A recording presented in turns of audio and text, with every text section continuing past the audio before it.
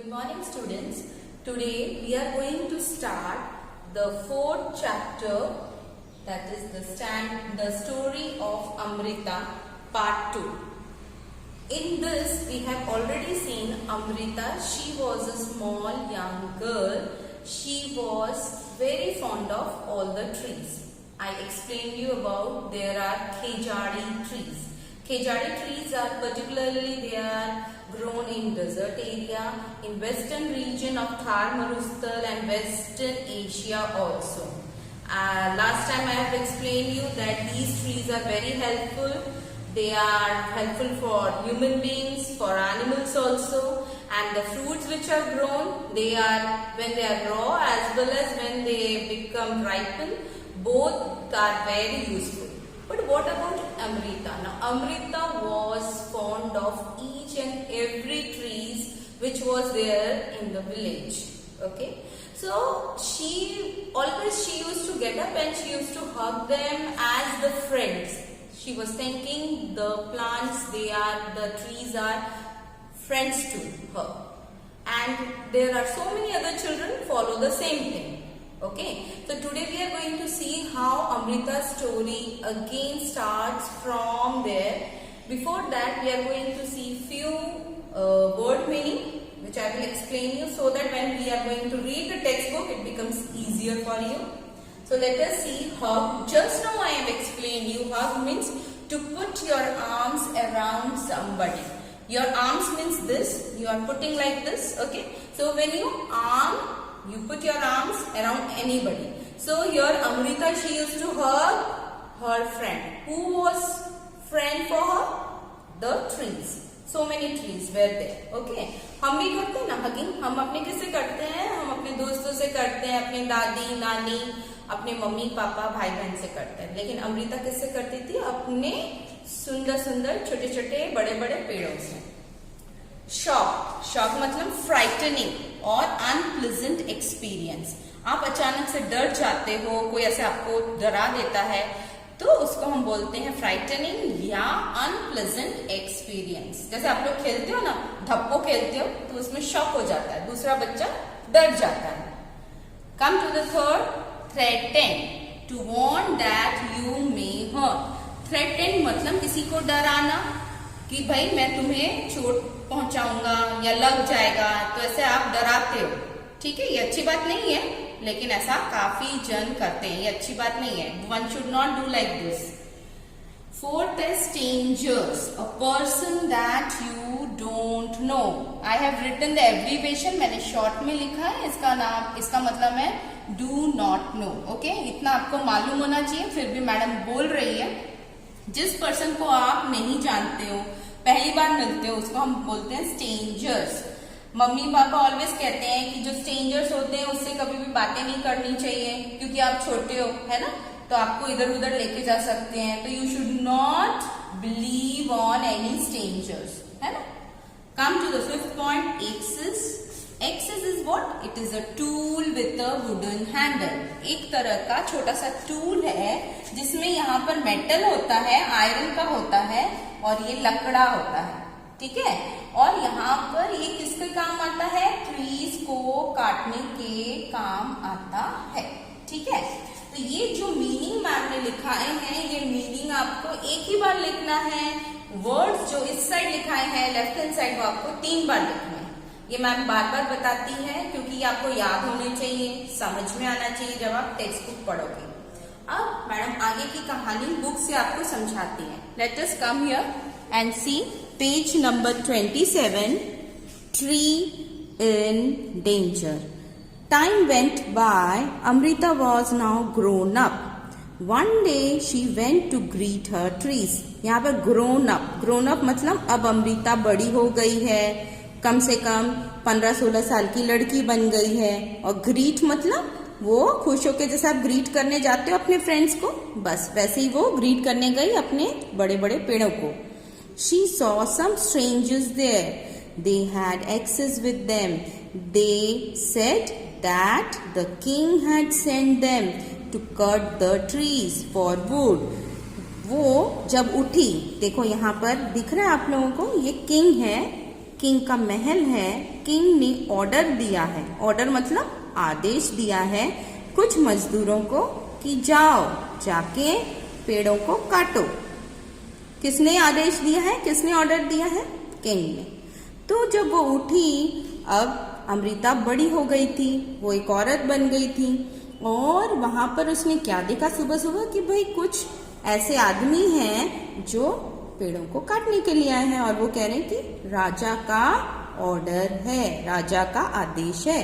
The wood was needed for building the Kings palace. और वो लकड़ी को किस में काम करेंगे? पैलेस बनाने में। पैलेस को और बड़ा करेंगे, सुंदर करेंगे और वो लकड़ी इधर यूज करेंगे। Turn your page number 28. Now you see here, now here is Amrita, the people with the x. आप देख सकते हो, मैम ने अभी समझाया, ये एक्स से काटने के लिए खड़े हैं, लेकिन अमृता हग कर रही है, जो मैम ने अभी आपको समझाया। चारों तरफ से उसने आर्म से पेड़ को पकड़ लिया कि नहीं, मैं काटने नहीं दूंगी। ठीक है, तो यहाँ पर देखो अब अमृता क्या कर रही है। Amrita was shocked, she went to the tree that the men were about to cut. वो शॉक हो गई, वो डर गई और ऐसे हग कर लिया पेड़ को। She put her arms around the tree and hugged it tightly. बहुत जोर से उसने दोनों हाथों से पकड़ लिया पेड़ को। But Amrita did not let go the tree. वो नहीं चाहती थी कि उसका पेड़ कट जाए। But the king's men had to follow his order. लेकिन उनको तो ऑर्डर सुनना ही था राजा का। They had to cut the tree. One seeing this, Amrita's daughter and hundred of villagers, old and young, hugged the trees to protect them. Many people, including Amrita and her daughters, died to save all the trees. जब ऐसा देखा तो उसकी माँ की आवाज सुनकर बहुत सारे और विलेजर्स, कौन? अमृता की आवाज सुनकर बहुत सारे विलेजर्स आ गए और सब ने एक एक पेड़ को चुन के हक कर लिया। और उसके साथ साथ उसकी लड़कियां, अमृता की 3 लड़कियां थी। 3 लड़कियों का नाम था आशु, रत्नी एंड बाघू। ये आपको बुक में नहीं लिखा है, मैडम ने नेट में सर्च करके बोल रही है। उनकी 3 बेटियां थी अमृता की, आशु, रत्नी एंड बाघू। तीनों लड़कियों ने माँ के साथ साथ एक एक पेड़ चुन लिया और इस तरह से खड़े हो गए। देखो विलेजर्स, और विलेजर्स भी तब 363 विलेजर्स साथ में आ गए। किसके लिए? अमृता देवी ने, क्योंकि आवाज दिया था। When the king heard of this, he could not believe that people gave up their life for the trees. राजा को विश्वास ही नहीं हुआ कि भाई गांव वाले अमृता देवी और उसकी तीनों बेटियां ने अपनी जान दे दी। ठीक है, किसके लिए? पेड़ों के लिए जान दे दी अपनी। ठीक है, तो राजा को विश्वास ही नहीं हुआ, तो राजा वहां पर गए। He visited the village himself. There he saw the deep feeling of the villagers towards trees and animals. तब उन्हें मालूम चला कि यहाँ पर जितने भी लोग हैं उनकी बहुत डीप फीलिंग है, इमोशन है पेड़ पौधों के लिए और एनिमल्स के लिए भी। ठीक है, so do you remember what the elders of this village used to say? ये क्वेश्चन किया है, आपसे पूछा है कि यहाँ पर जो रहते थे, एल्डर्स रहते थे, बड़े बूढ़े रहते थे, क्या उनको एक खास नाम से बुलाते हैं? आपको मालूम है? ये आपसे पूछा है, लेकिन हम इसके बारे में आगे पढ़ेंगे। ये और एक क्वेश्चन है, do you think we could survive if there were no trees and no animals? Discuss this in your class. अब ये क्वेश्चन आपसे पूछा है, क्या हम जी सकते हैं ट्रीज या एनिमल्स के बिना? क्या ये संभव हो सकता है? नहीं हो सकता, ये नहीं हो सकता, है ना। ये 2 क्वेश्चन आपसे पूछा गया है कि क्या हम जी सकते हैं पेड़ पौधों और एनिमल्स के बिना? बिल्कुल नहीं हो सकता। और पहला क्वेश्चन क्या है कि वहां के विलेजर्स जो एल्डर्स हैं, बड़े बूढ़े, उनका नाम क्या है? तो मैडम ने ये सर्च किया है, आपको बताती है। Bishnois were the first nature lovers. What do you mean by nature lover? जो प्रकृति को बहुत प्यार करते हैं, उनके अंदरूनी फीलिंग होती है। और वो पहले environmentalist, see the spelling now, environmentalist. You please इसको जब भी आप पढ़ोगे तोड़ के पढ़ो। एनवायर इतना पढ़ोगे पहले, एनवायरमेंटल एंड देन लिस्ट। जब आप इनको तोड़ के पढ़ोगे तो आप पढ़ सकोगे। मतलब सबसे पहले वो प्रकृति के लिए काम करने वाले व्यक्ति थे और इनको हम बिश्नोई कहते हैं, जो मेवाड़ रीजन में वेस्टर्न थार मरुस्थल उधर के लोग थे। अमृता देवी जो थी, उनके एक आवाज लगाने से 363 विलेजर्स और उनकी बेटियां, जो मैंने अभी बताया, आंसू, रत्नी एंड बाघू, ये 3 बेटियां थी अपने माँ के साथ। और विलेजर्स 363 विलेजर्स। और कौन सा ईयर है? 1730। ये साल में जब राजा ने ऐसा आदेश दिया तो अपनी जान दे दी। और वहां के राजा को एहसास हुआ कि कितने यहाँ के लोग भावुक हैं, कितने फीलिंग है इनके, किसके प्रति? पेड़ों के प्रति, वहां के एनिमल्स के प्रति।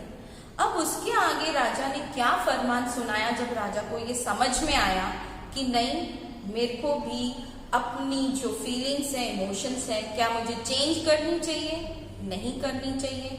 और हमें उनसे, बिश्नोई जो तब के थे, बिश्नोई अभी भी हैं, नेचुरल लवर्स, एनवायरमेंट आज भी हैं, लेकिन हमें वो क्या सीख दे के गए, हम आने वाले लेक्चर में पढ़ेंगे। Thank you.